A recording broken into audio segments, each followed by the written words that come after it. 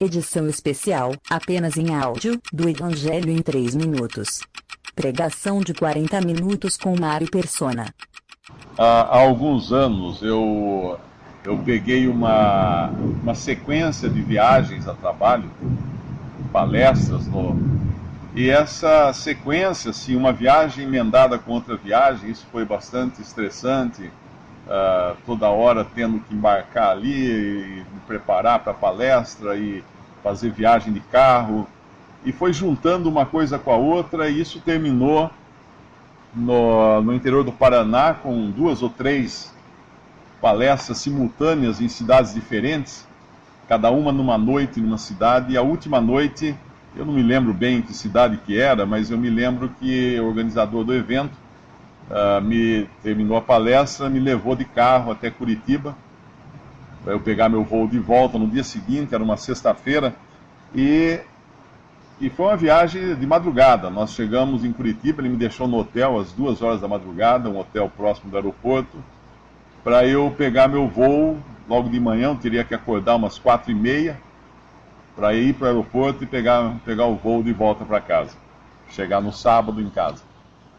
E aí eu fiz tudo isso. Mas o interessante é que o que aconteceu no sábado de manhã, ou melhor, na hora do almoço, né?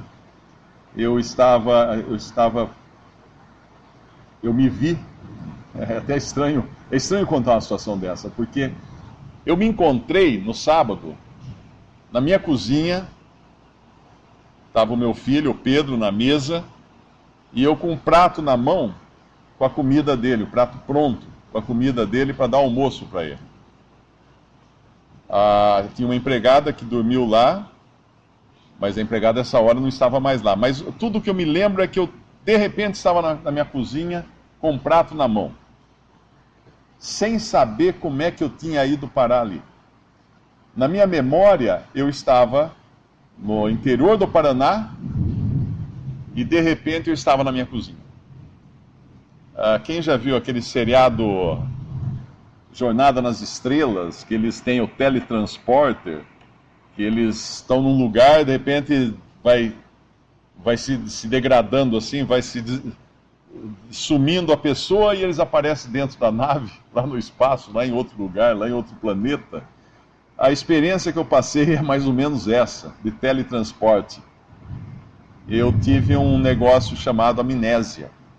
Eu não sei se alguém aqui já teve amnésia, mas é uma experiência ao mesmo tempo aterrorizante, mas extremamente curiosa, porque você não consegue imaginar como é que você foi parar ali.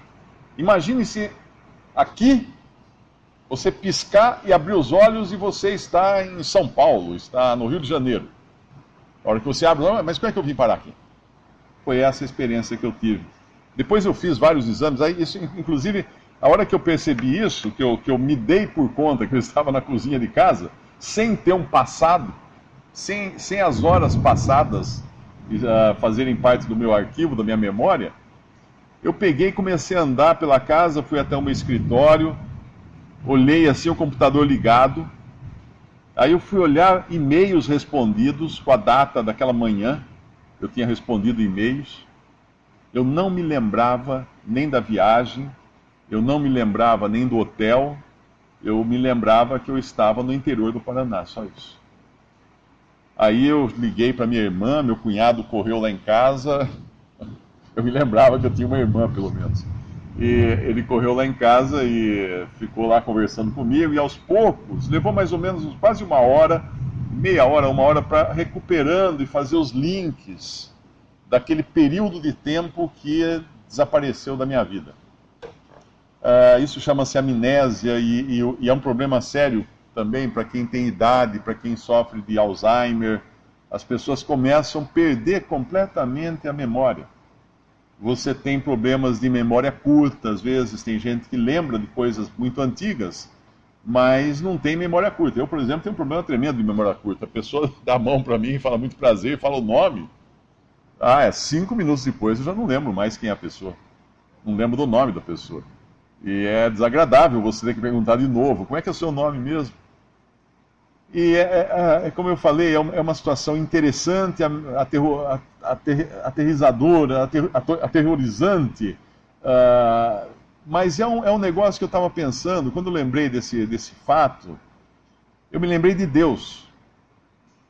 Porque Deus, ele é perfeito, ele é onisciente, ele é onipresente, é onipotente, é onisciente.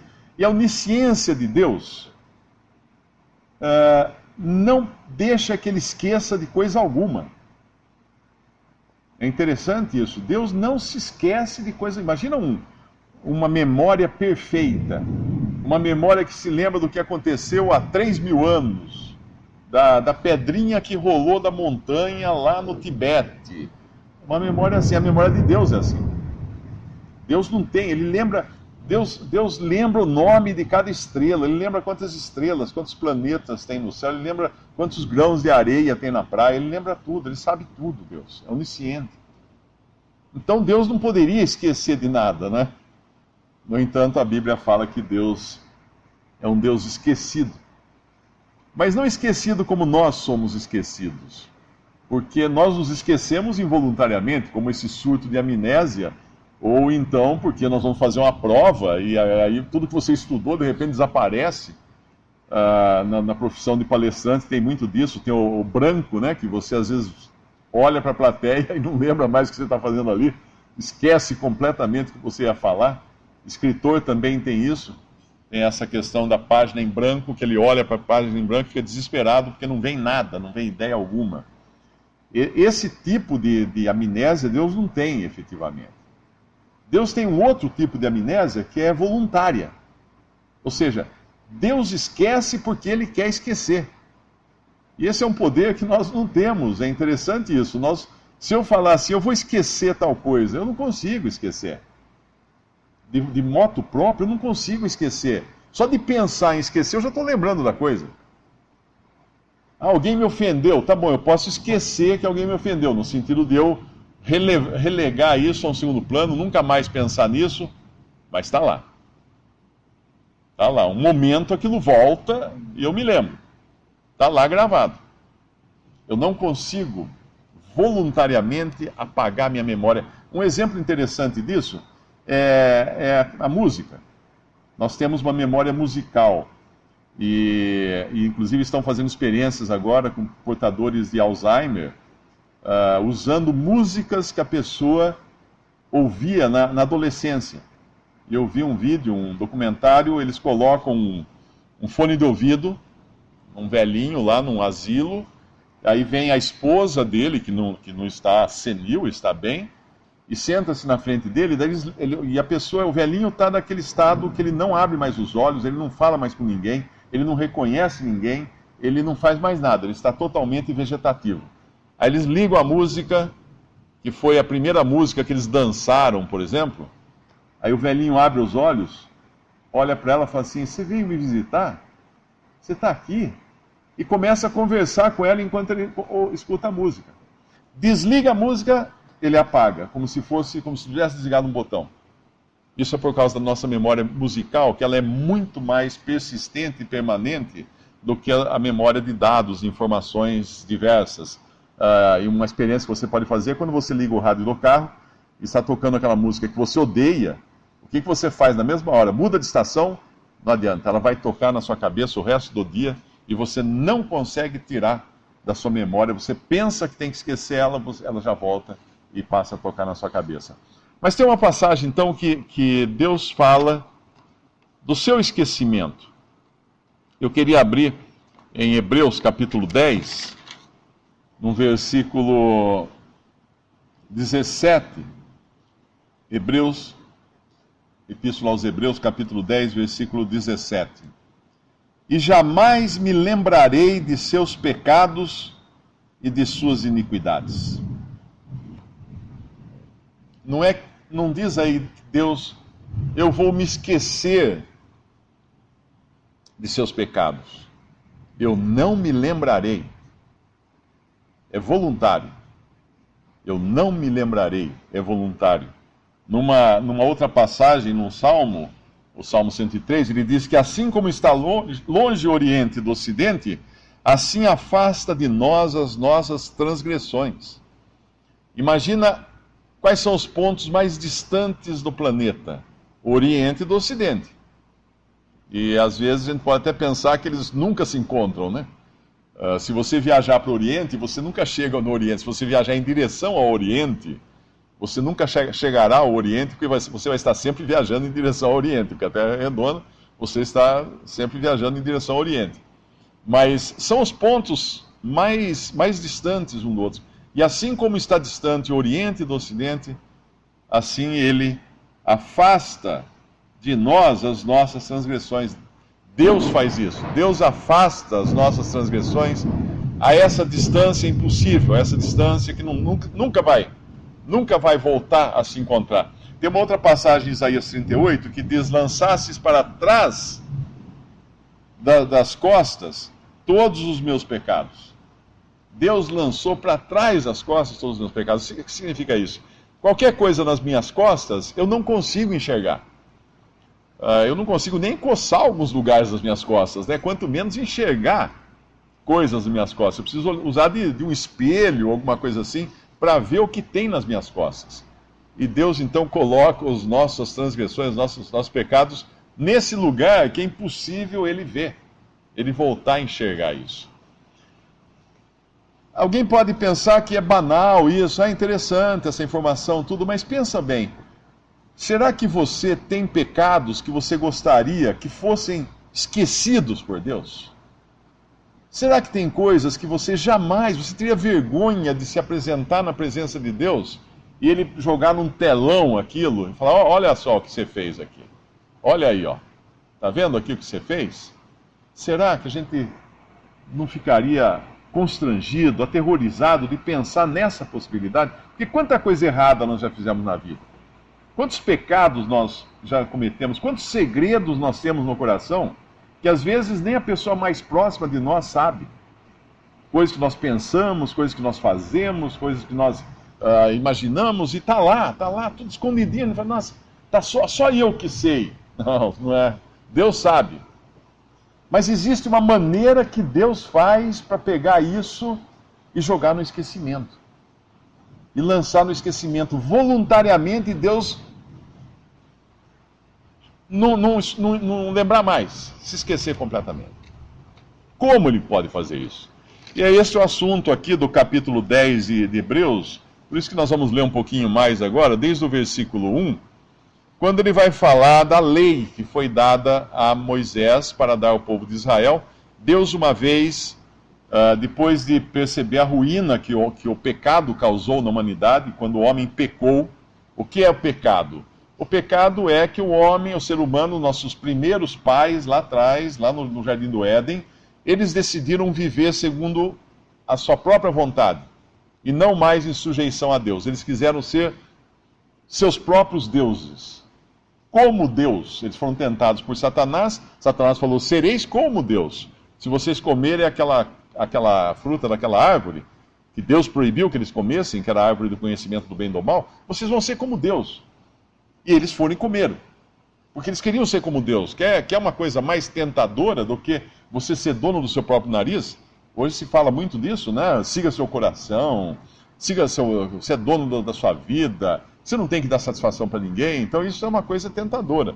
E foi assim que Adão e Eva foi tentada, Adão foi junto depois, e eles então pecaram. E esse pecado, que é esse sentimento de autossuficiência, de independência, de rebelião até contra Deus, isso faz parte do nosso DNA. E nós somos pecadores por causa disso. Nós pecamos porque somos pecadores. Não é o inverso. Nós não nos tornamos pecadores quando pecamos. Nós pecamos porque somos pecadores. Como um pé de banana dá bananas porque é um pé de banana. A natureza da árvore é dar banana. Não tem outra, ela não vai dar abacaxi, ela vai dar banana sempre. Então a nossa natureza é produzir pecados, porque a nossa natureza é pecaminosa, o pecado habita em nós, por natureza.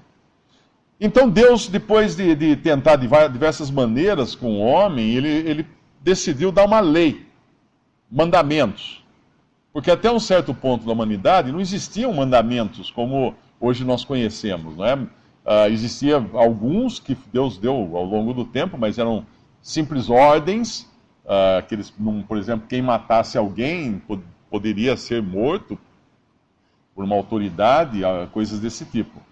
Mas Deus deu uma lei então para esse povo. Deus pegou um povo e, como se dissesse, ok, vamos pegar uma amostragem da raça humana e vamos ver se o ser humano é capaz de andar de um modo agradável a Deus.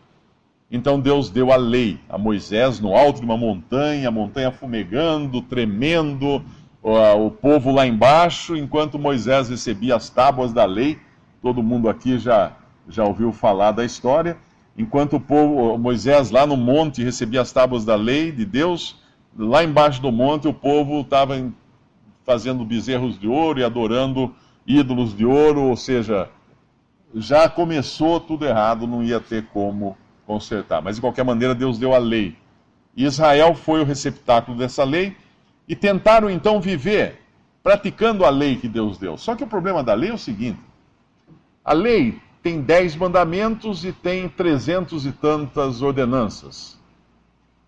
E um mandamento apenas compromete tudo.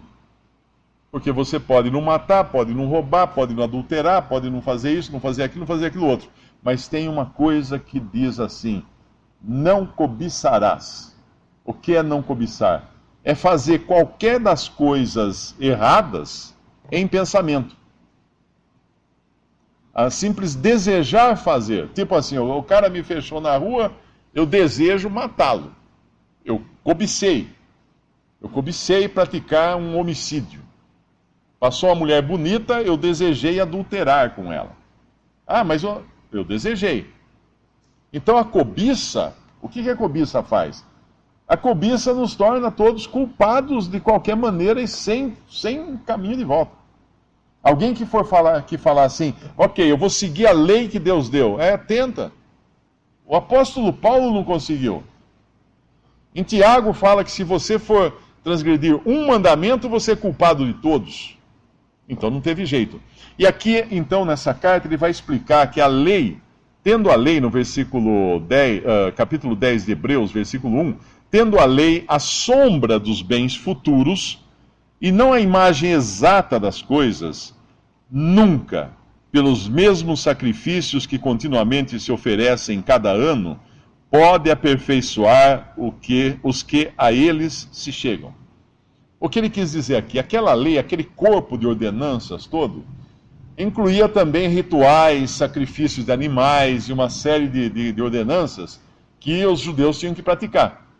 Mas o que ele está explicando aqui é que aquilo eram sombras de bens futuros, de coisas que ainda aconteceriam. Eram sombras, como quando vem uma pessoa, vai entrar pela porta, eu vejo a sombra da pessoa, eu falo, está vindo, fulano está chegando. Bom, quando a pessoa entra, eu não vou mais ficar olhando para a sombra, eu vou lá abraçar a pessoa, não vou abraçar a sombra. A sombra simplesmente avisa que a pessoa está chegando.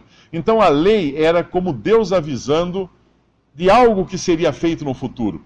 Todos aqueles sacrifícios que foram feitos de animais no Antigo Testamento, eles tinham uma contrapartida futura, que era a realidade daquela sombra. E é disso que ele vai falar agora. Então, a lei não era a imagem exata das coisas, mas sim uma sombra, pelos mesmos sacrifícios que continuamente se oferecem cada ano. Nunca esses sacrifícios podem aperfeiçoar os que a eles se chegam. Ou seja, o que ele está falando aqui é que aqueles sacrifícios não podiam fazer nada pelas pessoas que participavam deles, ou que os ofereciam. Não podia fazer nada. Então, para que serviam os sacrifícios? É o que ele vai falar em seguida. No versículo 2, de outra maneira, teriam deixado de se oferecer, porque purificados uma vez, os ministrantes nunca mais teriam consciência de pecado. Nesses sacrifícios, porém, cada ano se faz comemoração dos pecados. Então é aqui que ele está explicando. Eles faziam aqueles sacrifícios ano após ano, que eram figuras, eram sombras de uma coisa futura, mas que eles próprios, aqueles sacrifícios, não tinham valor algum para as pessoas que participavam deles ou que ofereciam aqueles sacrifícios. Não tinham qualquer efeito, que ele fala aqui, tinha que repetir, porque não faziam nada, não causavam nada. É que nem você tentar lavar roupa roupa suja sem sabão, por exemplo. Você lava, tira a roupa da máquina, põe de novo, lava, tira, e está sempre alguma manchinha lá, porque faltou alguma coisa. A coisa real ainda não foi feita. Então esses sacrifícios, todo ano, eles faziam comemoração de pecados. Não era para tirar pecados, porque não tinha poder para tirar pecados, mas era para lembrar. Então quando um judeu, um israelita, oferecia um sacrifício, era para ele lembrar o seguinte: olha, você é um pecador. Você precisa da graça e da misericórdia de Deus. Porque, veja, esse aqui não vai adiantar nada, que o ano que vem você vai ter que oferecer de novo. Então ele não é definitivo. É mais ou menos como celebrar aniversário. Todo mundo aqui assopra a velhinha, canta parabéns. Eu pergunto, o aniversário causa alguma coisa em você? Não. Ele simplesmente diz para você que você agora está um ano mais perto da morte. Um ano a menos na sua vida, que a vida vai acabar. A gente às vezes enxerga o contrário, né? Celebra, mais um ano de vida. Não, é menos um ano de vida. No seu cômputo, é como gastar dinheiro. Você tem 10 notas de 10 reais na carteira e você vai tirando. Cada vez que você tira uma nota, sobra menos nota, sobra menos dinheiro. E assim é o aniversário. Mas ele não resolve nada para a pessoa. E esses sacrifícios apenas faziam eles recordarem que eles eram pecadores. É isso que fazia. Porque no versículo 4 diz que é impossível que o sangue dos touros e dos bodes tire os pecados. E eles sacrificavam touros, bodes, ovelhas, cordeiros. E agora ele vai falar qual era a realidade, então. Muito bem, tudo isso era figura de alguma coisa. Que coisa é essa que esses sacrifícios prefiguravam? Esses sacrifícios prefiguravam um único sacrifício que Deus ia oferecer. Não o homem. Deus ia oferecer. No versículo 4 fala, porque é impossível que o sangue dos touros e dos bodes tire os pecados. Pelo que, entrando no mundo, diz, sacrifício e oferta não quiseste, mas corpo me preparaste. Holocaustos e oblações pelo pecado não te agradaram. Então disse, eis aqui venho. No princípio do livro está escrito de mim, para fazer, ó Deus, a tua vontade. Quem é esse? Esse é Jesus. Esse é Jesus. Quando fala aqui, ele está citando um salmo, que é o Salmo 40. Essa é uma passagem do Salmo 40, que diz, entrando no mundo, diz, sacrifício e oferta não quisesse, mas corpo me preparaste. É interessante entender essa passagem, porque Jesus é o Filho de Deus, é o Filho eterno de Deus, é uma pessoa divina da Trindade, que inclui o Pai, o Filho e o Espírito Santo. E quando fala dele entrando no mundo, corpo me preparaste, está dizendo que Deus preparou um corpo para o seu Filho, um corpo de carne, semelhante ao nosso, porque ele existia antes. Jesus já existia antes de ter um corpo. Ele não foi criado, nunca foi criado, porque ele é Deus também. Então ele não foi criado. Ele é o Criador, aliás, ele é o Criador. Mas quando ele fala corpo me preparaste, é porque ele já existia. Ele entra no mundo através de um corpo, de uma forma miraculosa, pela concepção virginal de Maria, e ele nasce como um bebê neste mundo, mas ele tinha pré-existência, ele já existia antes, na eternidade, ele sempre existiu, diferente de nós que fomos concebidos ali na concepção, numa relação entre o pai e a mãe, nós somos concebidos. Ele não teve um pai humano, por isso ele não herdou o pecado de Adão. Maria foi apenas um receptáculo, porque o Espírito Santo cobriu Maria com a sua sombra e gerou nela essa criança que era Jesus, o Salvador do mundo. Deus conosco, inclusive, foi chamado, quando ele foi gerado, foi chamado Deus conosco, porque era Deus vindo habitar conosco. Então, quando ele entra no mundo, ele faz isso. E um detalhe curioso, que não cita aqui nessa passagem, quando o autor da carta aos Hebreus menciona o Salmo 40, ele não menciona uma linha do Salmo 40, Porque lá o que está dito é: sacrifício e oferta não quiseste, mais corpo me preparaste, as minhas orelhas furastes. Interessante ter as minhas orelhas furastes, que tem lá no Salmo. Se a gente for ler lá no Salmo 40, vai ter esse trechinho. O que era isso? Algumas passagens falam meus ouvidos abristes, mas uma passagem mais correta, uma tradução melhor, seria as minhas orelhas furastes, como está em algumas Bíblias. No Antigo Testamento, lá em Êxodo, quando um escravo de Israel, isso fazia parte do corpo da lei, quando um israelita decidia se tornar escravo, porque um israelita, a gente fala em escravo hoje, a gente logo pensa no Brasil colonial, nos escravos que vinham da África, que apanhavam muito, que eram amarrados num tronco e eram tratados como animais. Porém, em Israel havia escravidão, mas não era uma escravidão assim, era uma servidão. Tanto é que uma pessoa que tivesse dívidas, um israelita que tivesse dívidas, ele se vendia como escravo para outro israelita para poder pagar suas dívidas. Aí ele trabalhava 6 anos e saía livre. Então era assim, a gente fala assim, nossa, mas ele se vendia como escravo? Bom, quem tem financiamento em banco e não consegue sair, pensa que está fazendo o quê? Está escravizado também, de uma certa forma, preso a esse banco porque não consegue pagar o financiamento. Ela é esse tipo de escravidão. Mas se ele fosse um escravo e ele depois, o patrão dele, arrumasse uma esposa para ele, e ele amasse muito essa esposa, e aí terminavam os anos dele cumprir, ele teria que ir embora.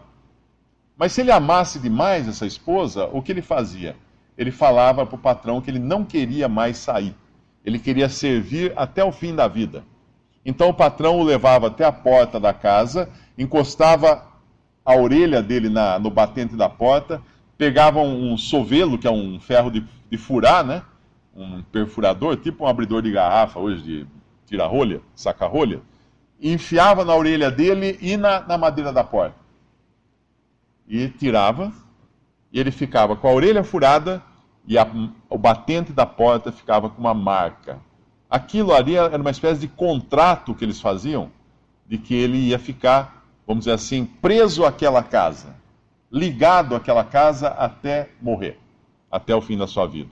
Então, quando Cristo vem ao mundo, na realidade o que ele fez foi isso. Ele amava tanto aqueles que ele queria salvar, que a Bíblia chama de igreja, que igreja é a noiva de Cristo, né, que são todos os salvos por Cristo, que ele quis que a sua orelha fosse furada. Ele quis ficar preso a essa esposa que ele vinha aqui buscar aqui no mundo. O amor dele era tamanho que ele não fez questão de ser pregado numa cruz, só que ele não teve a orelha furada, ele teve as mãos pregadas no madeiro. Ele teve os pés pregados no madeiro. Ele teve a lança do soldado furando o seu lado morto ali na cruz.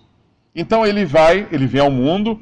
No versículo 6 fala que holocaustos e oblações são ofertas pelo pecado, não te agradaram. Então disse, eis aqui venho, no princípio do livro está escrito de mim para fazer, ó Deus, a tua vontade. Um outro detalhe interessante é o versículo 6 e o 7. No versículo 6 fala dos holocaustos ou sacrifícios de animais, que ele acabou de falar lá em cima, que não serviam para tirar pecados. Os animais eram sacrificados contra a vontade deles. Nenhum animal se apresentava lá para os sacerdotes e falava assim, olha, eu quero ser sacrificado. Não tinha isso. Eles pegavam um animal sem defeito, iam lá, degolavam o animal e matavam, derramavam sangue, queimavam o seu corpo no altar. O altar era uma grande grelha. A gente pensa em altar sempre como uma mesa bonitinha dentro de um templo católico ou protestante, né? Uma coisa de mármore e tal. Não é, o altar era uma grelha. Colocando, vamos dizer, uma imagem de hoje, seria uma grande churrasqueira, que tinha assim, uma caixa com uma grelha para cair a cinza embaixo, colocava-se os animais lá, colocava-se a lenha, né, primeiro, depois os animais saíam da lenha, e queimava o animal ali. Isso era o holocausto, por isso que chama holocausto, era queimado, uma oferta queimada. Mas esses animais eram involuntários. Porém, agora Deus ia prover um sacrifício voluntário. Porque ele diz, eis aqui venho, para fazer, ó Deus, a tua vontade. Cristo foi o cordeiro que se apresentou voluntariamente para fazer a vontade de Deus. E no princípio do livro está escrito a meu respeito, ele fala. Por quê? Porque sempre nos desígnios de Deus havia um cordeiro que iria ser morto. Se você vai lá no começo da Bíblia, no Jardim do Éden, logo que Adão e Eva pecaram e tentaram cobrir o seu pecado com a sua nudez. O que era essa sua nudez? A sua incapacidade. Tentaram cobrir com folhas de figueira. O que Deus fez? Deus matou um animal, tirou a pele desse animal e fez roupa de peles para Adão e Eva para cobrir. Esse animal foi o primeiro animal morto no jardim, lá no Éden, né? Quando Adão e Eva caíram no pecado. Era uma figura já de Cristo que seria morto. Já falava de Cristo. Quando Abel ofereceu um sacrifício a Deus, Caim ofereceu frutas, verduras, legumes, cereais, e Abel ofereceu um animal morto para Deus. E Deus se agradou do sacrifício de Abel. Por quê? Porque era uma figura de Cristo, daquele inocente morrendo no lugar do pecador. Então ele vem como um sacrificado voluntário, e no versículo 8 continua dizendo: como acima diz, sacrifício, oferta, holocaustos e oblações pelo pecado, não quisesse, nem te agradaram, os quais se oferecem segundo a lei. Então disse: eis aqui venho para fazer, ó Deus, a tua vontade. Tira o primeiro para estabelecer o segundo. O que significa isso? Deus tinha feito uma aliança com Israel com base na lei e nos sacrifícios da lei. Mas agora Deus estava tirando essa primeira coisa e estabelecendo uma segunda coisa, que era uma nova aliança com base agora no único sacrifício de Cristo, no sacrifício voluntário de Cristo. A primeira aliança, o primeiro sacrifício não tinha como tirar pecado do homem, mas esse tem. Essa é a grande diferença, o grande contraste agora. Esse tem. Tira o primeiro para estabelecer o segundo, na qual vontade temos sido santificados pela oblação ou pela oferenda do corpo de Jesus Cristo, feita uma vez. Uma vez. Às vezes você vai seu carro quebra, você vai no mecânico, aí você compra lá uma peça xing-ling, né? Uma vez aconteceu isso com um carro que eu tinha, o farol. O farol queimou a lâmpada do farol, a lâmpada original queimou. Daí eu procurei a mais barata, põe essa não. Botou uma lâmpada xing-ling, aquela sem marca, vinda da China. Passou um mês, queimou a lâmpada do farol. Fui lá de novo num eletricista, ele abriu o farol, tirou a lâmpada. Põe mais barata. Pôs a lâmpada. Passou um tempinho, queimou de novo a lâmpada. Aí eu cheguei, falei: escuta, mas está queimando, o carro tem algum problema? Eu falei assim: não, o problema é a lâmpada. Você põe lâmpada vagabunda, lâmpada que não presta, lâmpada que não tem marca, ponha essa aqui, ó, você não vai precisar mais trocar a lâmpada, essa é a original do seu carro. Aí eu pus a lâmpada e fiquei sossegado, não queimou mais a lâmpada. Então é mais ou menos assim, você fica tentando com uma coisa que não resolve o problema, até que vem um falar assim: olha, agora tem uma coisa que nunca mais você vai precisar trocar. Foi isso que Deus fez. Então esse sacrifício agora santifica, pela entrega do corpo de Cristo, santifica para sempre. Uma pessoa, a gente fala em santidade, em santificação, pouca gente percebe que santificação é separação. É separação. Isso é santificação. Você separa. Eu vou dar um exemplo. Se você vai lavar louça na pia, o que você faz? Você pega a louça suja que está do lado de cá, lava e põe onde? Do mesmo lado da pia? Não. Só se a pia for muito pequena. Mas você geralmente coloca do outro lado da pia. Aqui estão as sujas, aqui estão as limpas. Eu santifiquei essa louça, porque eu separei ela do estado original dela de sujeira. Agora está limpa. É um outro... Quando uma pessoa vem a Cristo, crê em Jesus como seu Salvador, Deus faz uma obra nessa pessoa. É uma obra espiritual. É um milagre que Deus causa nessa pessoa. Ele aplica nessa pessoa todo o poder e toda a eficácia daquele sacrifício que foi feito uma vez só há 2000 anos. Lembre-se, os sacrifícios repetitivos da lei judaica não resolviam nada, só lembravam que o homem era pecador. Até que veio um homem, Jesus, Deus e homem, foi até a cruz e na cruz Deus o fez pecado por nós. Ele foi transformado num pecado ali, no pecado ali na cruz. E Deus castigou a Cristo ali na cruz, eliminando de vez a raiz do mal que estragou a criação de Deus, o pecado. E ao mesmo tempo, ele lançou sobre Cristo os pecados de todos os que creem nele, de todos os que creriam nele, inclusive, ali naquela cruz. E ali resolveu de uma vez para sempre o problema do pecado. Então aqueles que creem são santificados, ou seja, saíram do lugar da louça suja e foram para o lado da louça limpa. Não tem mais nada a ver com aquela louça suja. Santificados pela oferta, pela oferenda, oblação do corpo de Jesus Cristo, feita uma vez. E agora ele vai mostrar o contraste de como era antes, porque ele fala, e assim todo sacerdote do judaísmo, ele está se referindo aqui, aparece cada dia ministrando e oferecendo muitas vezes os mesmos sacrifícios que nunca podem tirar os pecados.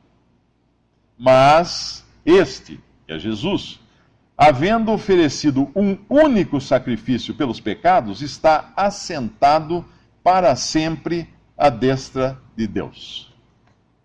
Você acabou de lavar a louça suja, está tudo limpa a louça, você senta e fala, terminei a minha limpeza da cozinha de hoje. O que é você sentar-se? É você dar por encerrada uma tarefa. E Cristo assentado, ele morreu, ressuscitou, subiu, assentou-se na glória, à destra da majestade nas alturas, significa que de uma vez por todas ele não vai mais botar a mão em pecado. Ele não vai mais se sacrificar por pecado ou por pecador. Ele fez uma vez com validade eterna. É isso que significa isso que ele está dizendo aqui. Em contraste com o sacerdote humano do judaísmo, que precisava todo dia, cada dia, oferecia sacrifícios que nunca limpavam os pecados, nunca podiam tirar pecados. E agora ele está para sempre, Cristo, à destra de Deus, essa é a segurança nossa. E no versículo 13 ele continua dizendo, daqui em diante esperando até que os seus inimigos sejam postos por escabelo ou estrado de seus pés. O que significa isso? Que Cristo está agora sentado à direita de Deus, aguardando o momento quando os seus inimigos ficarão aos seus pés. Todo aquele que rejeita a Cristo como Salvador, continua na condição em que veio ao mundo, de inimigo de Deus. O apóstolo Paulo fala em Romanos que nós somos inimigos de Deus por natureza. Inimigos de Deus. E a única maneira de você se tornar amigo de Deus, ou ser feito amigo de Deus, é pela fé em Jesus. É crendo em Jesus e sendo salvo, sendo tirado do lado da coisa suja para o lado da coisa limpa. Sendo salvo eternamente. Porque haverá um dia, lá em Filipenses, o apóstolo Paulo escreve em Filipenses 2, ele diz que ao nome de Jesus se dobrarão todo joelho dos que estão nos céus e na terra e debaixo da terra, e toda língua confessará que Jesus é Senhor, para a glória de Deus Pai. O que significa isso? Que toda a criação se prostrará aos seus pés. Todos precisam se prostrar aos pés de Jesus. Uns se prostram agora, em vida, quando creem em Cristo como Salvador, outros se prostrarão como inimigos aos pés de Jesus para receberem a sentença eterna. O que é a sentença eterna? A eternidade no lago de fogo. É isso que a Bíblia mostra em várias passagens, onde haverá choro e ranger de dentes. Onde o bicho não morre. O Senhor Jesus fala nos evangelhos. O que significa o bicho não morre? A vida não termina. Isso que nos mantém vivos não termina. Algumas religiões falam que a pessoa morreu, acabou, então a pessoa foi julgada no juízo final e acabou, não desaparece, é extinta. Não, de jeito nenhum. O ser humano que não creu em Jesus, ele vai eternamente viver no lago de fogo, em sofrimentos, sozinho, em trevas. Não é um lugar para bater papo com gente, é trevas exteriores. O que significa? Ele já está com trevas interiores no seu coração de trevas, porque é incrédulo em Cristo, e ele vai viver em trevas exteriores. Do lado de fora ele não enxerga nada também, só trevas. Mergulhado em trevas pela eternidade. Esse é o juízo final. Agora, muita gente fala assim, mas só fala coisa ruim essa mensagem, que é isso? Não, ao contrário. A coisa boa, a boa notícia é que Deus está dando de graça a salvação para aquele que simplesmente se reconhece pecador e crê em Jesus como seu Salvador. E continuando aqui, fala que no versículo 14, ele volta a dizer, ele volta a reafirmar, porque com uma só oferta ou oblação, aperfeiçoou para sempre os que são santificados. Uma pessoa salva por Cristo, quando a pessoa crê em Cristo, ela é aperfeiçoada para sempre. Mas espera aí, eu estou cheio de defeitos ainda, Existe a sua posição e a sua condição. Imagine que você se candidata a presidente da República, né? Acabou de contar os votos, você descobre que foi eleito. Você já está eleito, você agora, a sua posição é de presidente. Só falta você esperar o dia para receber a faixa, a diplomação lá do presidente, para você passar a atuar como presidente. Você não pode atuar ainda como presidente, mas você já tem a presidência, você já tem a posição.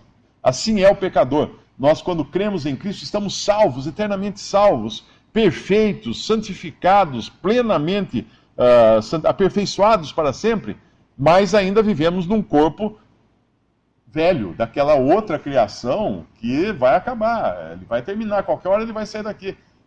Nós vamos deixar esse corpo para receber o corpo daí ressuscitado ou transformado para entrarmos no céu na eternidade para sempre com Cristo.